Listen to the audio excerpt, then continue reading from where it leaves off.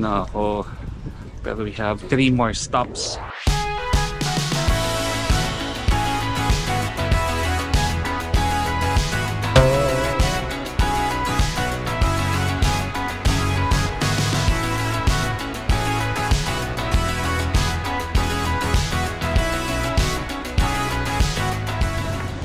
Ayan, nasa accommodation na kami. Pangalan nung pinagstayan namin is Granmas Hotel Seminyak. Nakapagpahinga kami kahit ng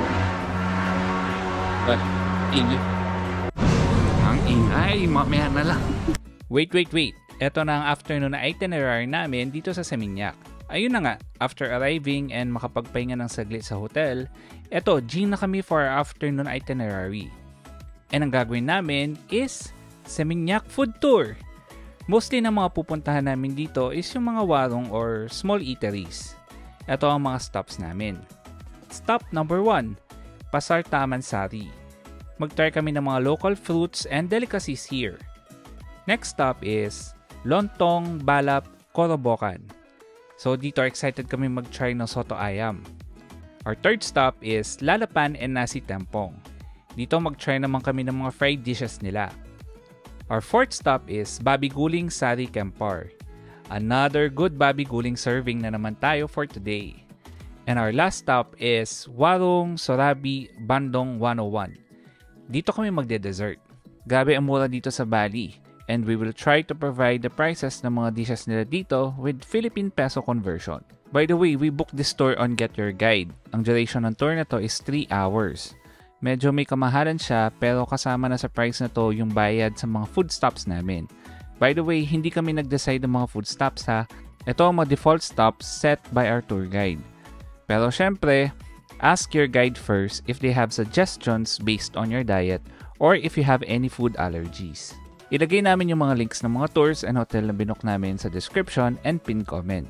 Wait, gutom na kami kaya umpisa na natin. Nakapagpahinga kami ng 1 hour.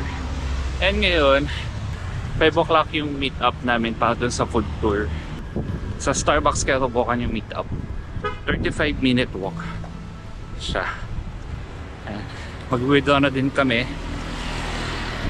para may pera pa. Parang 3 days pa kami dito. So, let's go. Ayan na nga yung traffic. Parang nasa Pilipinas ka lang. Ayun na, nandito na kami sa Starbucks meet-up point namin. So, 3 lang kami for today. And pwede kami mag-start kasi naghihintay na rin pala yung isa namin kasama sa loob. Ayan. Pangalan ng tour guide namin is si Lena. So, mapapakain tayo today kasi 4 lang kami kasama siya. So, meron kaming 5 stops. So, unang stop namin is dito sa market na nasa likuran lang ng Starbucks.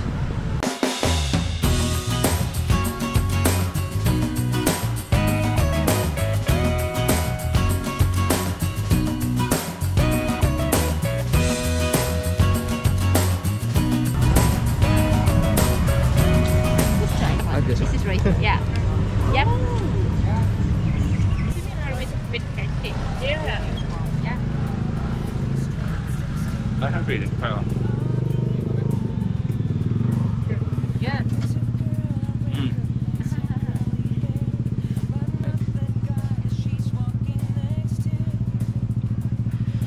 You want more? Okay, but half. We still have. See that you and me are done. How do I know my time is up when you're taking over? Why do I feel this much right now?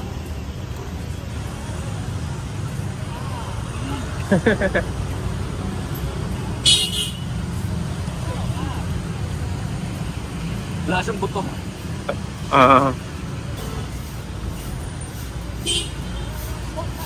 Feel what's in the air. Yeah. Now sunny Sunday turned to Monday when I saw. The first bite na may weird na taste. Kapag nagtatas sa dila mo. Tamis. Wait, you get some people yang ini na. It's coffee from the city. Yeah, we make everything from the city. pasilip ko anong itsura ng public market nila dito sa Seminyak. Kung ano yung mga tinitindang street food sa public market. From pancakes to fruit stands, nakarami ako ng mangosteen and napabili pa ako ng snake fruit nila.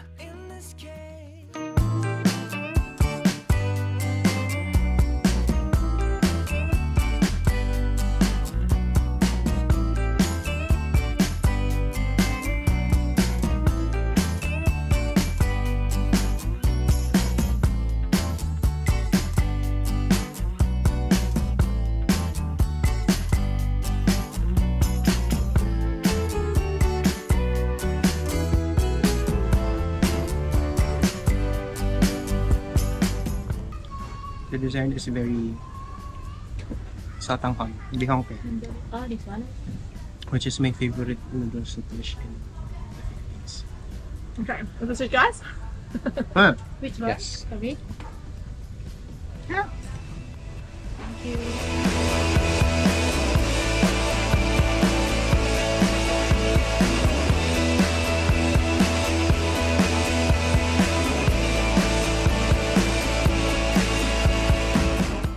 Excited to try soto ayam and siomai with peanut sauce dito. Let us know pala, tipiters, if anong tawag dito in Indonesian. Kasi curious kami. Wala kami makita ang online reference about this. Kasi sobrang nagustuhan ko yung siomai with peanut sauce nila. Yung savory flavor ng siomai complements the sweetness and creaminess of the peanut sauce. Located to sa parang night market, the puro warung, serving different Balinese cuisine.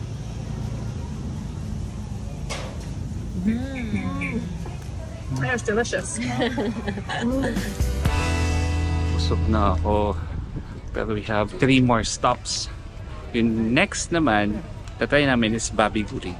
Uli. Pero ito, marami na tayong ipagko-compare doon sa mga nauna nating natry na Babi Guling. Okay. Excited ako.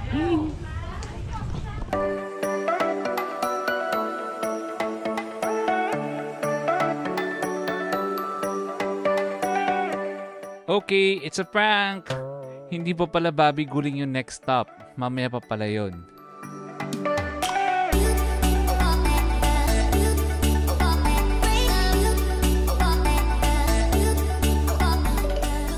So this stop naman, we tried this fried crackers na may kasamang chili sauce with herbs and spices dip. Yung spiciness and herby flavor ng sauce, perfect sa crunchiness ng crackers. After naman nun is fried catfish or nasi tempong and lalapan or fried chicken with sambal and veggies. Another food.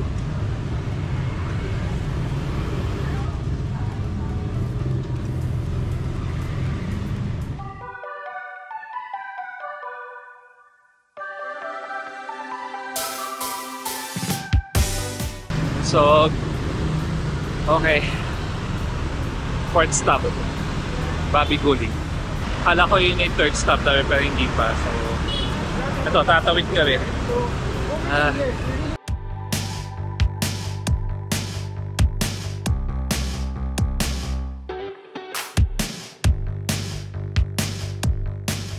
Another Babi Guling. Akala ko ito ang 3rd stop namin pero hindi pa pala. Kaya at this point, busog na kami. Pero dahil fave namin ng Babi Guling, G na G pa rin kami. Juicy, malasa, and well-seasoned yung pork meat. Yung crispy pork skin naman did not disappoint. Sobrang lutong. Parang lahat ng na-try namin Babi Guling dito sa Bali so far masarap lahat.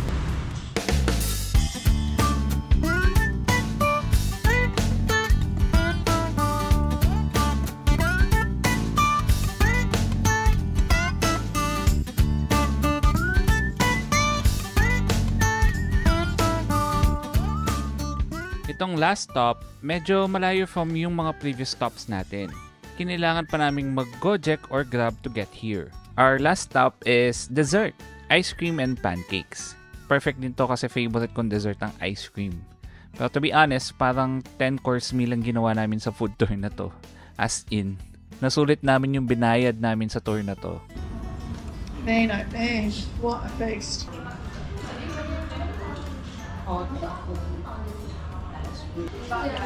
Itong pancake with strawberry sauce and chocolate ice cream. Finally, tapos na kami sa aming food tour. Parang yung food tour na to, buong pagkain na namin sa buong araw to, or 2 days. sa dami nung kinain namin today. Kasi hindi siya yung usual na food tour na pika-pika lang, small portions, yung titikman mo lang, buong meal talaga siya. One stop is one full meal.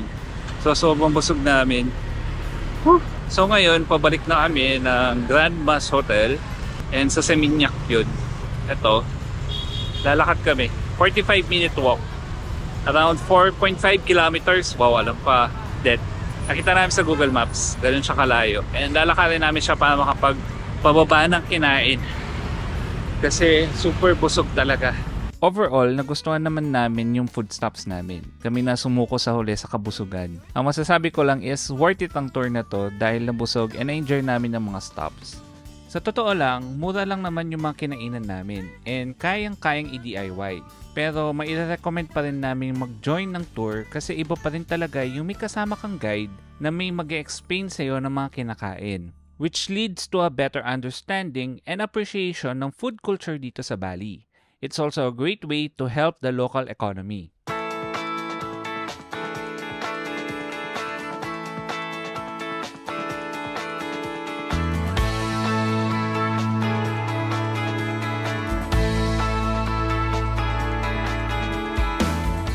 So after a long walk, nandito kami sa hotel. And may tropa kaming tour na gagawin. So bukas, yung mga Lempoyan Gate, tsaka ibang mga stops pa. Tapos food tour naman. So pinag-switch namin yung dalawa kasi sabi ni Aditya nung guide namin the other day din, sabi niya sarado daw ang Lempoyan Gate. So buti sinabi niya. Kaya ito, napag-switch namin yung mga bagay-bagay. Medyo pagod. Tsaka busog. So perfect combo, diba? Nakakaantok. So yun na muna guys. Kasi magta-transfer pa ako ng files. Tapos maliligo. And tayo na rin matulog. By the way, we stayed at 2 hotels. Isa sa Seminyak na malapit sa beach and isa sa Ubud. Para matry namin ang parehong areas. Sa Seminyak, sa Grand Mas Plus Hotel kami nagstay. You can get a room here for as low as 1,800 pesos or 900 pesos per person. Mas mataas ng slide kapag peak days. Cozy yung room pero malinis and ang ganda ng location. Malalakad ang beach and malapit sa mga convenience stores and restaurants. Dahil tipid-tipid kami sa Seminyak, sa Ubud naman, mas pang nakaluwag-luwag ang trinay namin. Just in case mas bet nyo ang mas romantic and mas may peace and quiet, dito naman kami sa Ari Cottages nagstay. The cheapest room here can go as low as 2,500 pesos per night or 1,250 pesos per person. Not bad, lalo na kasi maganda talaga. Within the town center pa rin ng Ubud pero secluded ang vibe. Pero kapag peak season, pwedeng umabot sa 4,500 pesos pataas per room. Ilalagay namin ang link sa description and pinned comment. If na-enjoy nyo ang video na to, please don't forget to subscribe to our YouTube channel by clicking the subscribe button and hitting the bell icon for instant notifications para sa aming mga future uploads. You can also follow us on Instagram, X, and TikTok. Just search at The Poor Traveler _L. We also have a podcast. Follow The Poor Traveler Podcast on Spotify and Apple Podcasts. That's all for now. Remember, plan smart, travel safe, and make every trip worth it!